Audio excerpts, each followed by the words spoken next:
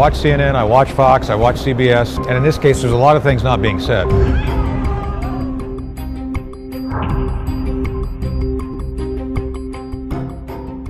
That means virus now can infect human cell much easier.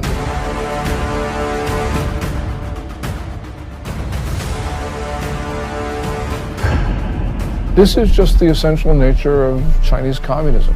Chinese communism is evil. Every person it harms is directly attributable to the Chinese Communist Party.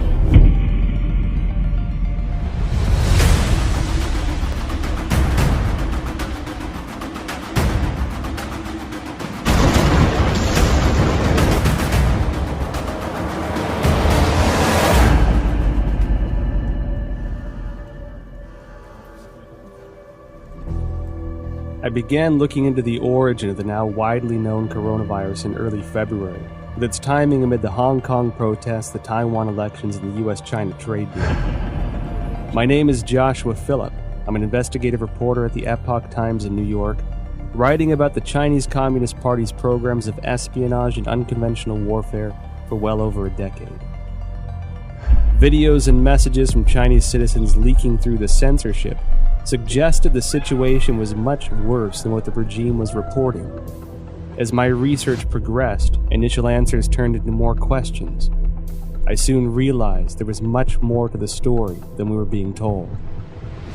Today, the coronavirus is impacting over 100 countries around the world. Billions of lives are at risk. And from what is said by the Chinese Communist Party, this allegedly started spontaneously in a seafood market in Wuhan, China.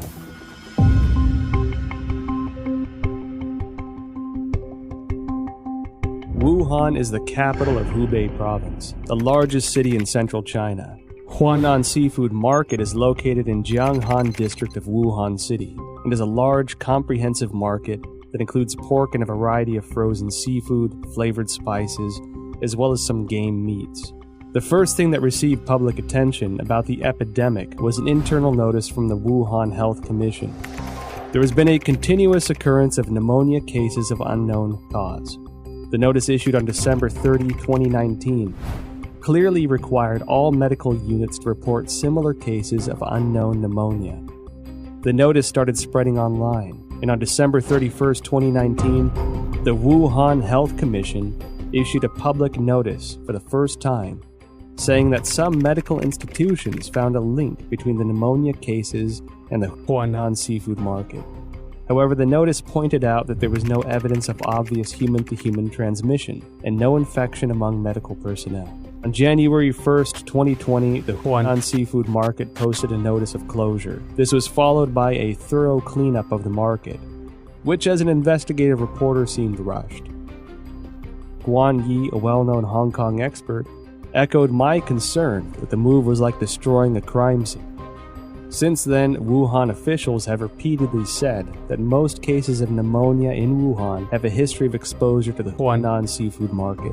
On January 26, the Institute of Virology of China CDC announced that 33 of the 585 environmental samples from the Huanan seafood market were found to contain the novel coronavirus nucleic acid, and the virus was successfully isolated from the positive culture samples, suggesting that the virus originated from wild animals sold at the market.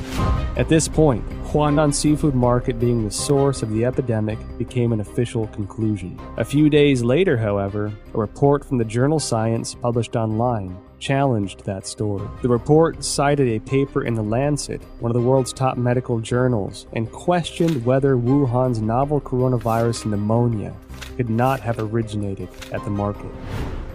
The paper, titled Clinical Features of Patients Infected with 2019 Novel Coronavirus in Wuhan, China, was published in The Lancet on January 24. The first author of the paper is Huang Qiaolin, Deputy Director of Jinyintan Hospital, the first designated hospital for treatment of unknown pneumonia in Wuhan. Why would this come as a challenge to the official narrative? I think this journal article is very important. It reveals a lot of important information. For example, this paper talks about the first patient onset was actually on December 1st. This patient is not related to Huanan seafood market. and also no epidemiological association was found between the first patient and subsequent patient.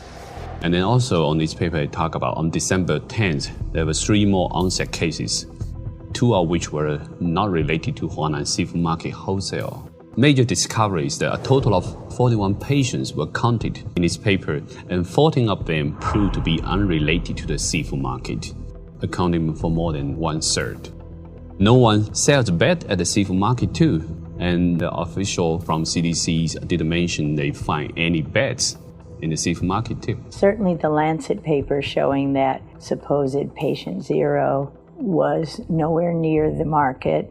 Secondly, that there are no bats in the seafood market or anywhere close. The idea of the spread so fast through a population, just the way it was said through the seafood market, is highly unlikely and improbable.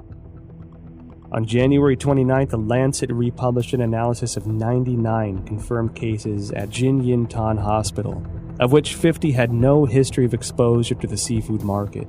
According to the New England Journal, of the 425 cases confirmed, 45% of the cases with onset before January 1st had no history of exposure to the seafood market. Notably, the authors of the 2 Lancet papers in the New England Journal of Medicine are doctors and medical experts in mainland China. Daniel Lucy, an epidemiologist at the University of Georgetown, said in response to the Lancet paper that if the data were accurate, the first case would have been infected by the virus already in November 2019, because of the incubation period between infection and symptoms. This would mean that the virus was quietly spreading between people in some parts of Wuhan before the cluster of cases with a history of exposure to Huanan seafood market began on December 15. The first expert group from the National Health Commission arrived in Wuhan as early as December 31st, 2019. The expert panel established a set of diagnostic criteria after investigating Jinyintan Hospital of Wuhan that stipulated a history of contact with Huanan seafood market, the person having a fever, and displaying the whole genome sequence.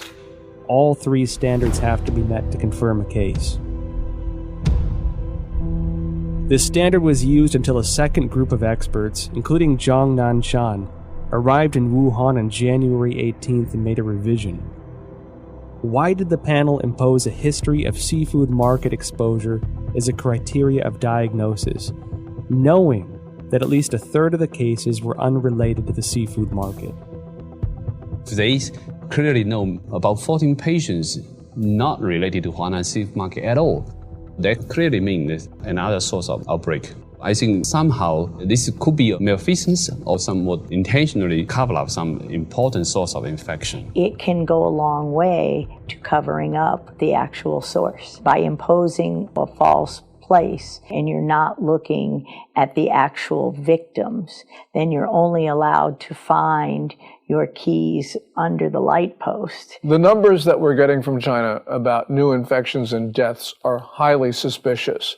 We know that Beijing, for 6 weeks in December and January, suppressed information of the epidemic. And then when they officially acknowledged it on January 20, they then started a campaign of suppression of information. We know that because the Central Leading Group that was announced on January 26 has a 9-person roster, and it's very heavy with propaganda officials. Indeed, the vice chairman of the group is the Communist Party's propaganda czar. It appears that the party's main goal here is suppression of information, controlling the narrative. That's more important to them than actually ending the epidemic.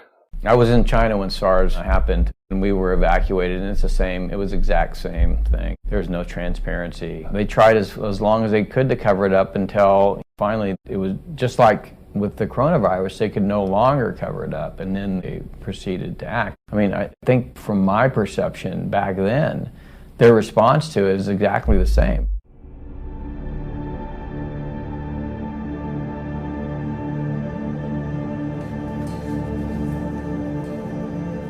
On January 10th, China disclosed the full genome sequence of the Wuhan novel coronavirus, and many of the world's top virologists began analyzing it. As early as January 7, academic Zhang Yongzhen from the National Institute of Communicable Disease Control and Prevention, along with the School of Public Health of Fudan University, submitted a joint paper to Nature. The paper was published on February 3rd and pointed out that the Wuhan coronavirus is closely related to CoV-ZC45 and CoV-ZXC21, two viruses sampled from bats in Zhoushan by the People's Liberation Army. The Wuhan coronavirus has an 89.1% nucleotide similarity to the CoV-ZC45 virus and even exhibits 100% amino acid similarity in the NSP7 and E proteins. Shortly after the paper was published, other scientists used BLAST, a program developed by the National Institute of Health and the National Center for Biotechnology Information, to compare the viral sequence based on the data submitted by Chinese authorities on January 12th. The results matched with Zhang's findings. Another scientist, Lu Raojian from the Chinese Center for Disease Control and Prevention, and their team also published a paper in The Lancet on January 30. The paper stated that the Wuhan virus has an 88% similarity to two bat-derived SARS-like coronaviruses collected in Zhoushan, Zhejiang province of China. The earliest discovery of this bat-derived virus is by an expert from the Research Institute for Medicine of Nanjing Command. A paper published in 2018 states that scientists from this institute detected many SARS-like coronaviruses in bats from Zhoushan City, also known as bat-like coronavirus, Zhoushan virus. In short, scientists found the Wuhan coronavirus, the current pandemic, is highly similar to a bat SARS-like coronavirus previously discovered by the Nanjing Military Research Institute, showing 100% amino acid similarity in NSP7 and envelope protein, the E protein. What does this high similarity reveal? Hard to see a protein is 100% identical when the virus jumps species. And so that suggesting maybe the virus could be generated with a reverse engineer process. I certainly believe that the 100% amino acid similarity says it can't possibly be a natural mutation.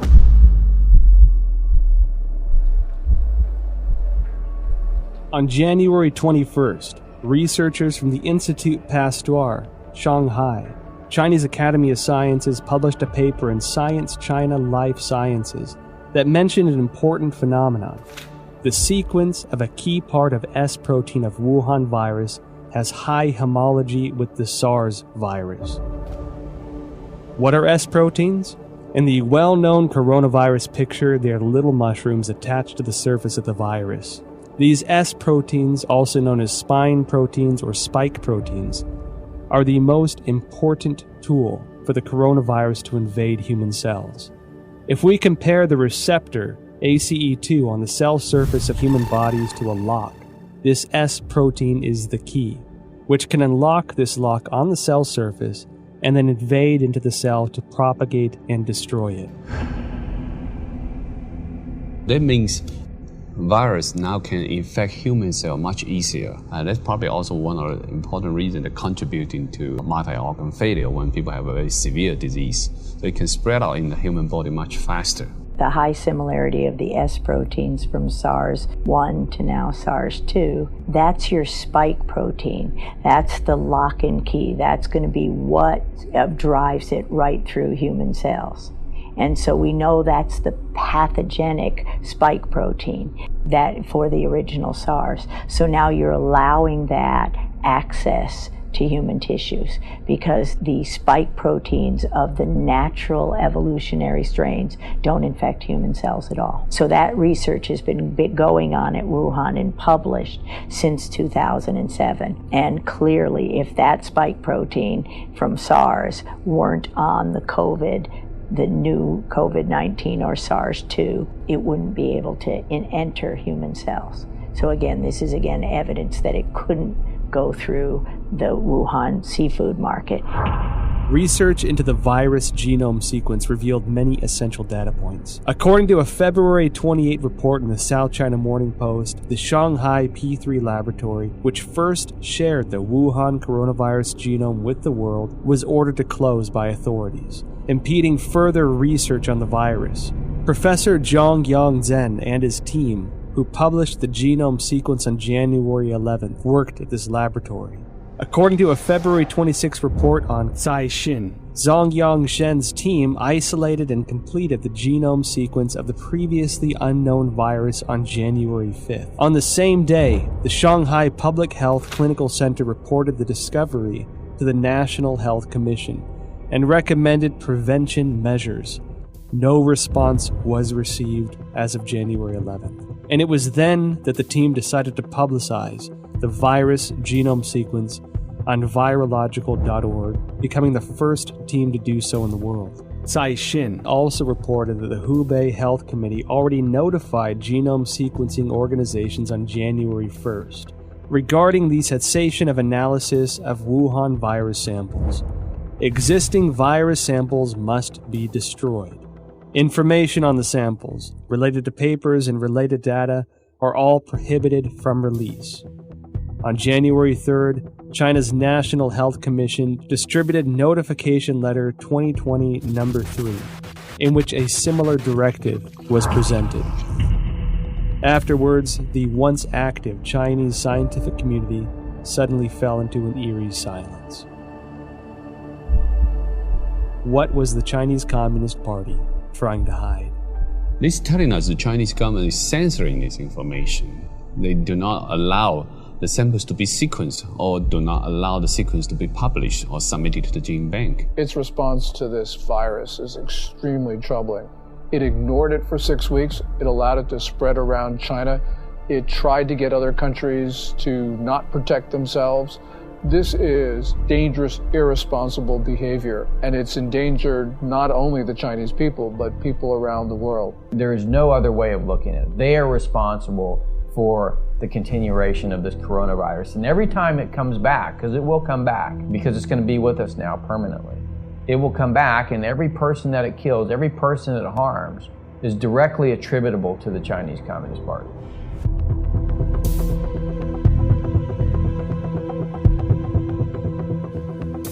Through investigating the genome sequence, I found it significant that the S protein of the Wuhan coronavirus was critical in its cross-species ability to infect humans. While I was searching for related studies online, one Chinese virologist in particular caught my attention. She spent many years researching bats and coronaviruses. She was the first to locate the key to how coronaviruses can overcome cross-species barriers in order to directly infect human bodies. And she was the first to discover that the SARS virus was the result of a restructuring of multiple SARS-like coronaviruses found in bats. Her name is Shi Zhengli, and she may be an important link to the origin of the virus. Wikipedia describes Shi Zhengli as a, quote, Chinese virologist and researcher at the Wuhan Institute of Virology, which is part of the Chinese Academy of Sciences. Further investigations show that Shi Zhengli has been a figure of controversy since the Wuhan virus outbreak. This is due to a paper she published in 2015 discussing her own research into synthetic viruses.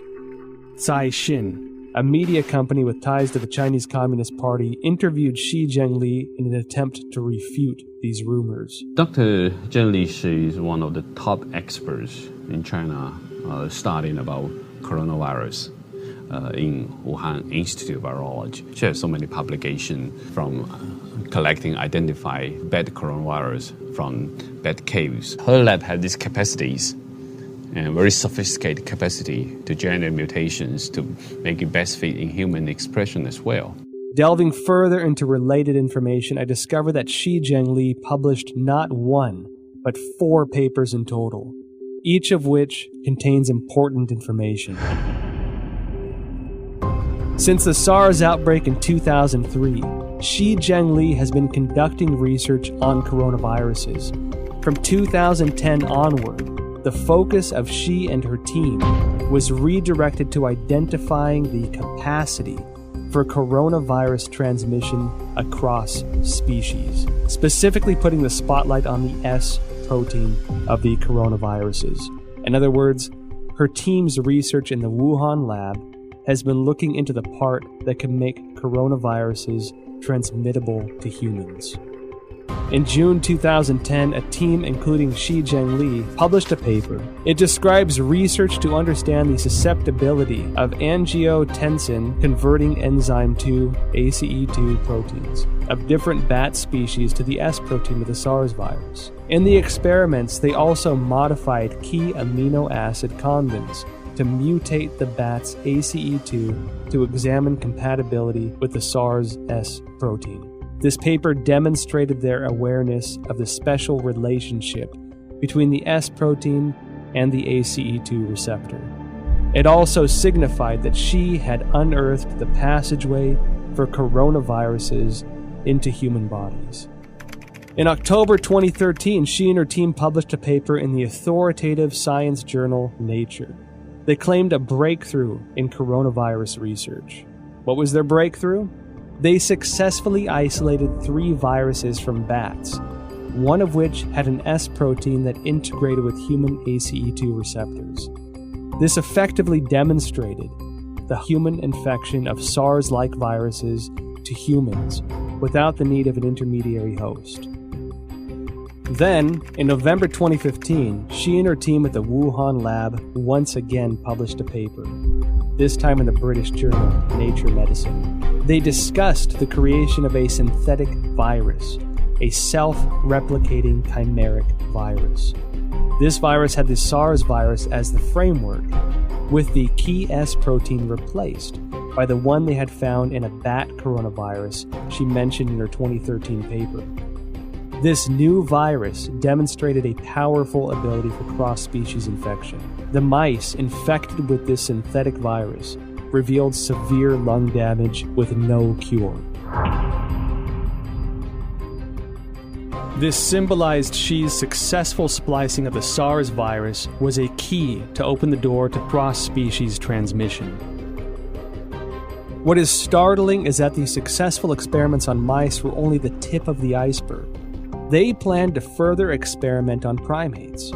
Although Shi Zhengli did not indicate any conclusion from this research, her move to research on primates suggests this was to more closely simulate the infection of humans with this new synthetic virus. This wasn't done without controversy, however. Xi's experiments quickly triggered widespread debates from the academic community. Simon Wayne Hobson of the Pasteur Institute in France expressed deep concerns. He told Nature, if the new virus escaped, nobody could predict the trajectory. Propagation could happen anywhere. His statement is exactly what's happening, that the virus is everywhere. Additional studies very strongly support the idea that this new coronavirus came from a recombination event. However, this did not terminate Xi's research. On November 14, 2018, Shi Zhengli spoke at the School of Life Sciences and Biotechnology at Shanghai Jiaotong University. The topic was bat coronavirus and its cross-species infection. Reports of this event have since been deleted from the university website. I discovered 2 more significant pieces of information regarding the dangers of the research conducted by Shi Zhengli's team. First, on October 16, 2014, the Obama administration, wary of the potential threats to public health from the gain-of-function GOF research into SARS, MERS, or influenza, announced through the National Institute of Health that it was suspending funding into similar research. The funding pause included Shi Zhengli's research project, Genetic Engineering of SARS-like Coronavirus in Bats, a collaborative effort with Dr. Ralph Barrick, a virologist at the University of North Carolina. Second, after the Wuhan outbreak, Indian researchers compared the S protein sequence between 2019 nCoV and SARS. They discovered that 2019 NCOV had 4 new sequences inserted, all of which can be found in HIV sequences through a search on GenBank. Shi Zhengli discredited those observations, although she never denied the existence of the 4 inserted sequences. However, scientists probing GenBank found that there were only 3 viruses containing all sequences. The first is the HIV virus itself. The second is a bat coronavirus discovered by Shi. And the third is this new Wuhan coronavirus.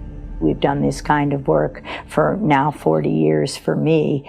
There's this sequence analysis and comparison of the virus of the SARS-2 COVID-19 apparently has genes that come from other human and other species, including some envelope, the GP41 from HIV.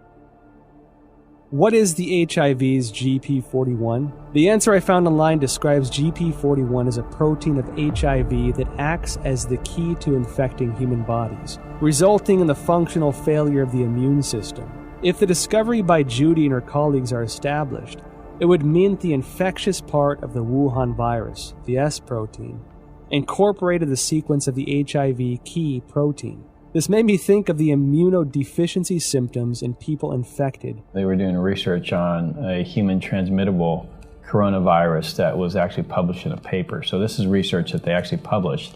They were working on developing a coronavirus for the human host, which, leads you to question, why would you be creating a coronavirus that can infect humans? What would be the purpose of that research? Is it for a weapon? Is it so that you can then create a vaccine that you are the sole recipient of the profits from? The Chinese have full access to our databases.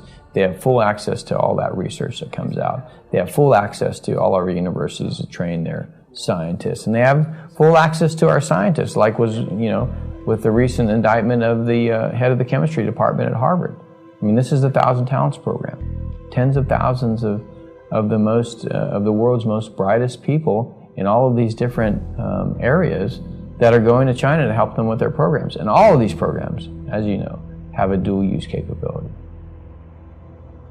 Beijing's attacks on the United States, which have occurred for weeks and weeks, are really worrying. What it shows is that China is desperate, and the United States needs to defend itself because China is propagating this narrative that we spread the coronavirus to China. So the United States needs to just come out with the facts about how China took coronavirus samples from Canada and the United States. They sent them to Wuhan. We don't know exactly what went on in that lab there at the Wuhan Institute of Virology, but it's time for the United States to defend itself.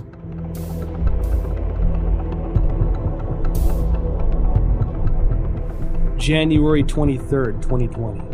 The Wuhan virus exploded. While Wuhan announced the lockdown of the city, Shi Zhengli and her team released a paper stating that the Wuhan coronavirus was of probable bat origin. This was published in Nature on February 3rd. The paper indicated that the Wuhan virus utilized the same key as SARS to gain entry into the human body. She also announced the 2019 NCOV genome sequence was 96.2% consistent with a bat coronavirus originating in Yunnan, China, called RATG13, signaling a natural source of the Wuhan virus. However, Shi Zhengli's natural origin assertion was doubtful. The outbreak occurred in Wuhan, the same location as the P4 laboratory where Shi was based, and which housed highly similar viruses. Common sense would lead the government to first inspect the P4 laboratory for any leakage incident and potential safety concerns.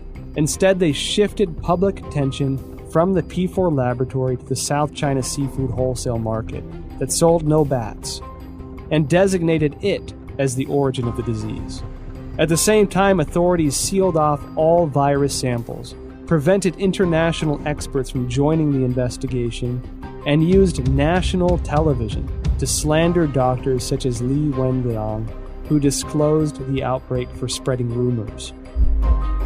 If the Wuhan virus indeed emerged naturally, Why would the CCP need to censor relevant news or block investigations?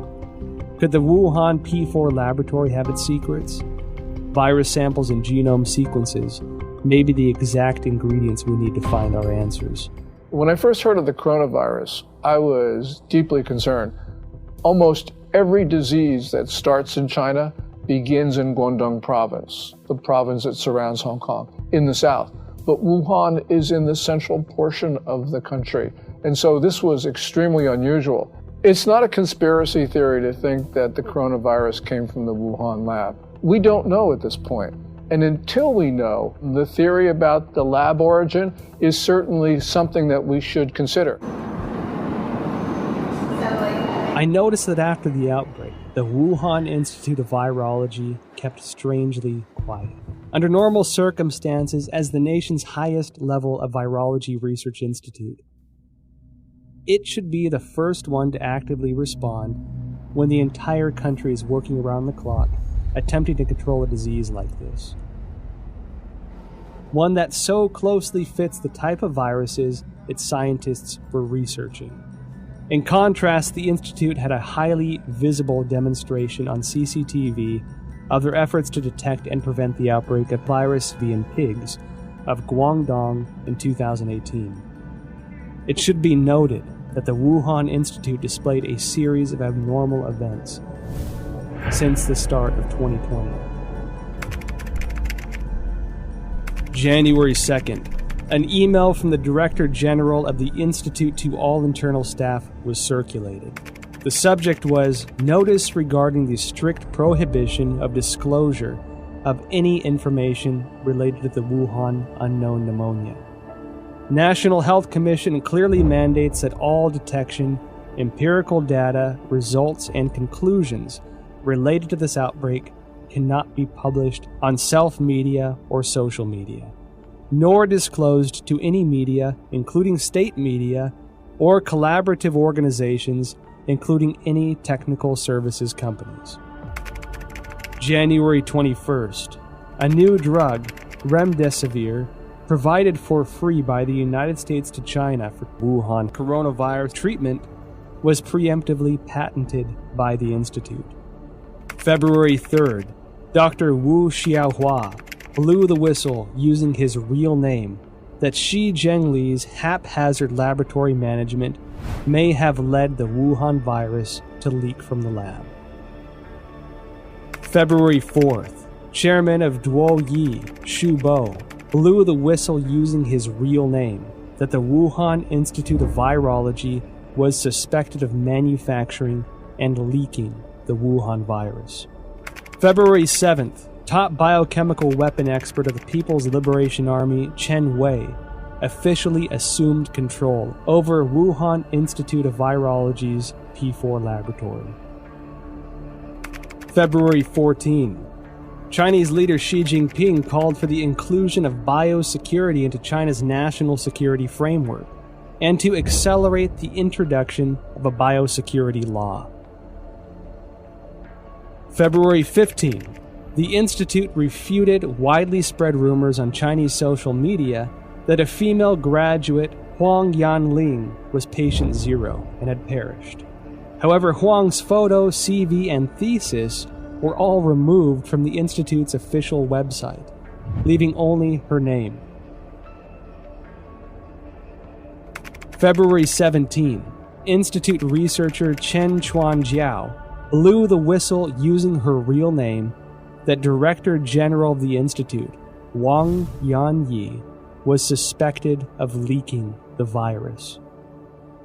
I graduated from the University of Virginia in 1980. My first job was to go to the National Cancer Institute, which was housed at Fort Detrick, Maryland, the same place that houses the USAMRIID, U.S. Army Research Institute on Infectious Disease, the biosafety level 4 facility, equivalent of the Wuhan facility. And so at these facilities, it's where investigators, who I went in there myself, you can see the breakdowns in safety, and it's everywhere. That's why I have no doubt the Chinese biosafety level 4, it was just as lacking in safety, in rigor. You can argue that they don't care. Suspected of leaking the virus, military biochemical weapons expert assumes control.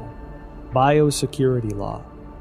Now, when these sensitive keywords are connected together, it tells me that the P4 laboratory is not an ordinary academic research institute.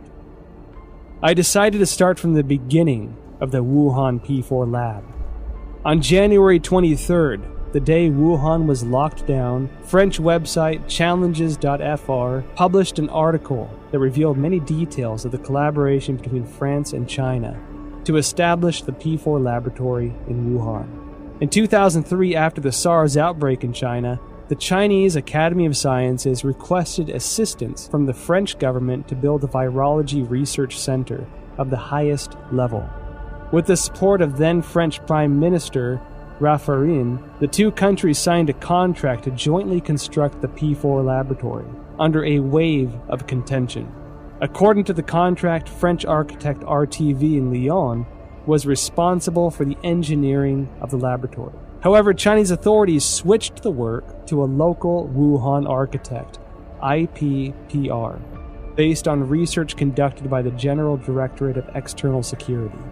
IPPR had close ties to subsidies of the Chinese military, some of which were already targets of concern by the American CIA. Within the 12 subsidiary departments, there was even a specific military management office. The French delayed repeatedly, given security concerns. It wasn't until 2017 before the Wuhan P4 laboratory was operational, and French security continued to suspect that the Chinese regime was conducting biochemical weapons experiments. Who is the real boss of the P4 laboratory? The Wuhan P4 laboratory was a subsidiary of the Wuhan Institute of Virology, which is managed by China Academy of Sciences. The director of the laboratory was Yuan Shiming, who was also the head of Chinese Academy of Sciences Wuhan chapter. Design and funding for construction were the responsibilities of the ex-vice presidents of the academy, Jiang Mianheng from 1999 to 2011, and Chen Zhu from 2000 to 2007. Jiang Mianheng was the eldest son of ex-CCP leader Jiang Zemin. After Jiang Zemin ascended to power after the Tiananmen Square massacre, his son entered the academy and led the Institute of High Technologies Research and Development.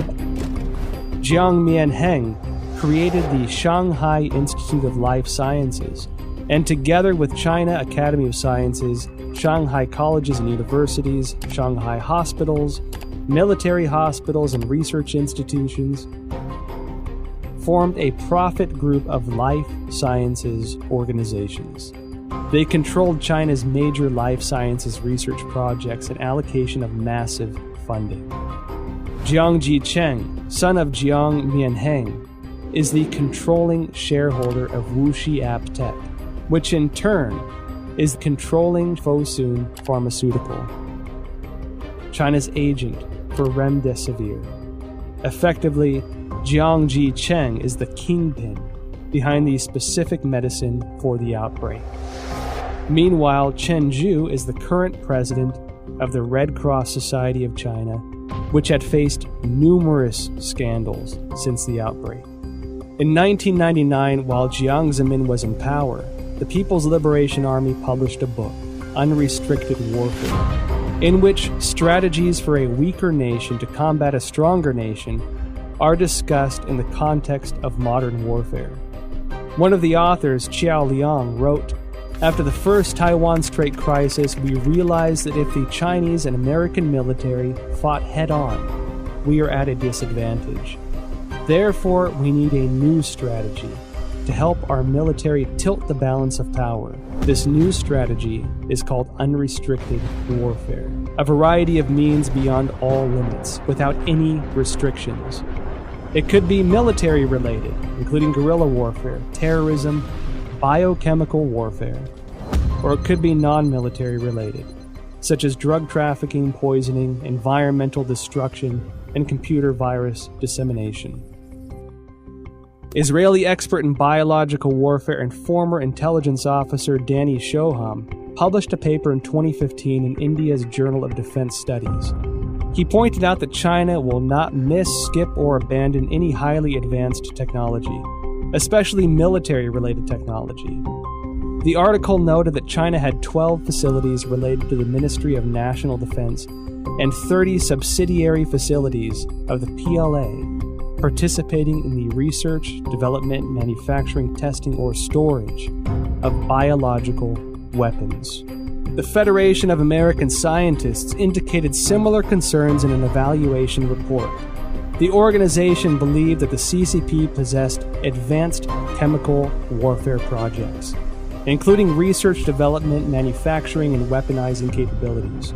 The CCP is usually known to have a proactive biological warfare portfolio, including state-funded and sponsored research activities. I believe they have them. I believe they're developing them. I think they want to be the most advanced nation on earth when it comes to biological weapons. The same as I believe that they do forced organ harvesting. The same as I believe that they have concentration camps for Uyghurs. The way I believe that they have systematically killed millions of Falun Gong. It is the same thing, this regime. You can count on it. So Wuhan as an area, I think, is critical by the fact that there's a lot of concern about what China's ambitions are regarding long-term global domination. I'll just say it that. Their military doctrines indicated that they intend to be the dominant political and military force in the Pacific Rim. I've talked to senior members of the Trump administration who have had conversations with the senior Chinese generals, and that's what they basically say. It's in their doctrine, too. So we have to examine this new clue. This is one piece of the, Wuhan, biological warfare. Does this mean something to these other things we're already seeing? Because the Chinese have already kind of stated this is their objective. So I think we have to analyze it through that lens. What does this mean to the larger political narrative of what China wants to do to dominate the region and potentially the world? We don't have to speculate about being at war. Last May, the Communist Party, through People's Daily, carried a piece which said that there was a quote-unquote people's war against the United States. They've declared war on us. We have to respond. There is a war. China's told us there's one.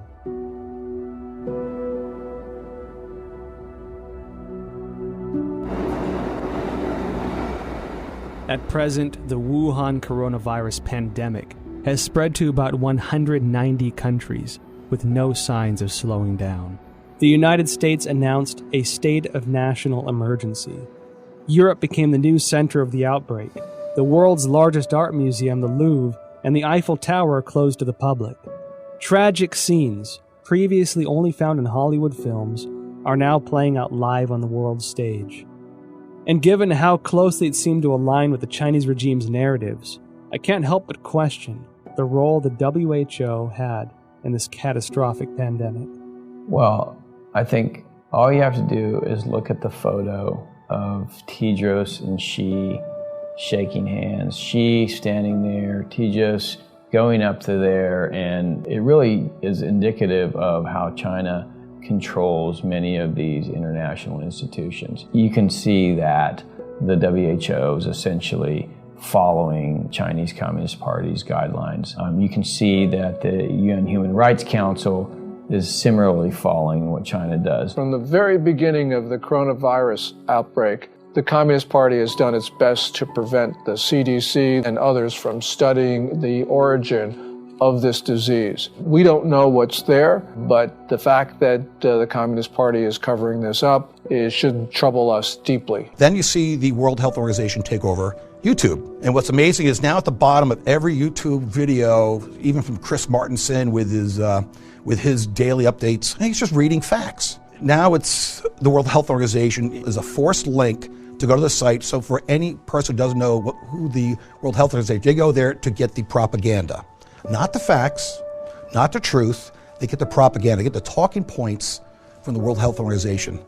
And that is also it's a shame that American corporations, especially social media, like Google, like Facebook and Twitter, they're trying to censor or ban or shadow ban or manipulate algorithms, so on and so forth, to prevent an actual honest conversation.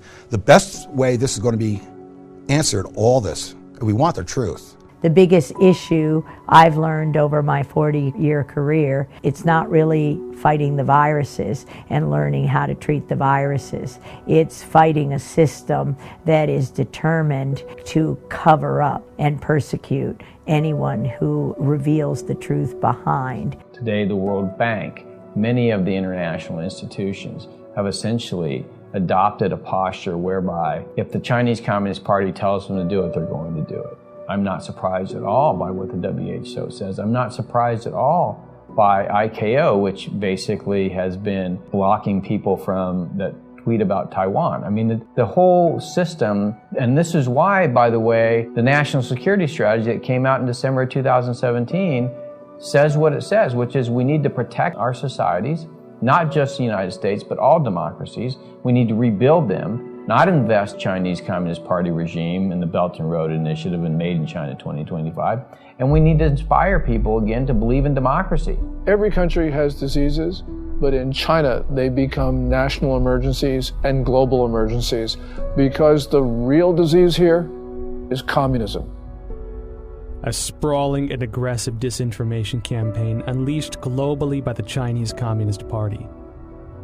The propaganda push, which has escalated in recent weeks, aims primarily to deflect blame over the Chinese regime's botched handling of the Wuhan coronavirus, to sow discord internationally, and to portray the image that the regime has contained the outbreak.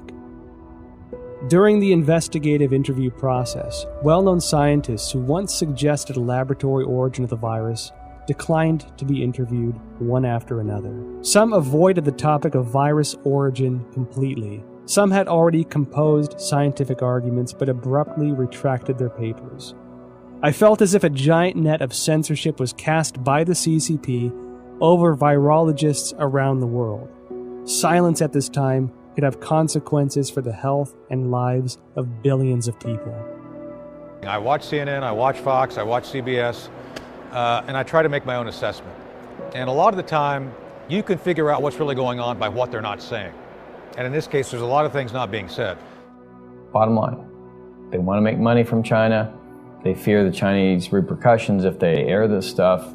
Chinese Communist Party suppressing speech in the West because these companies make money from China and they're afraid that they're not going to make, the Chinese Communist Party is going to punish them if they essentially publish this stuff or allow it to be aired. There is no other reason. I think we have to recognize, your audience who haven't seen it, I highly recommend Chernobyl, because the same basic governance model that screwed up Chernobyl, I would argue, is now in charge of the response of the coronavirus. So whatever you saw go wrong in Chernobyl, you could still see that potential here. I'm not saying it's going to be that bad. I'm just saying that the party, the central party, is the thing which they want to protect, their power.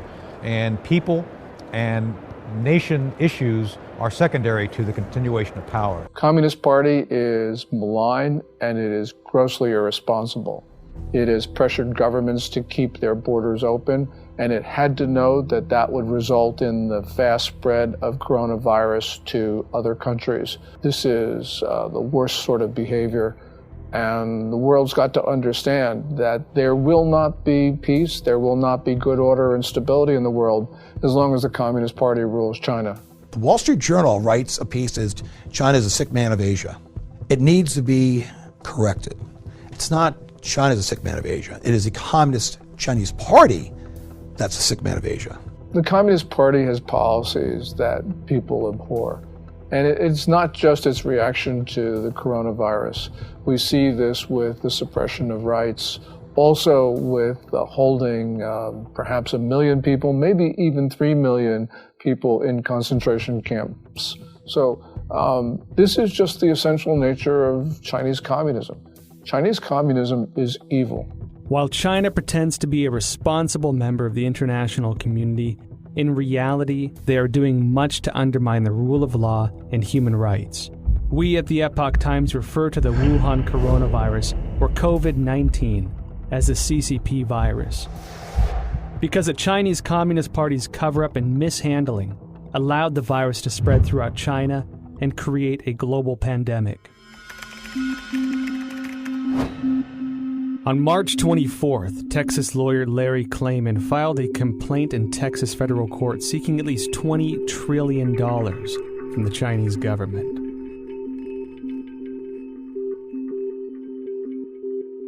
Klayman said in a statement, quote, "The Chinese people are a good people, but their government is not, and it must be made to pay dearly."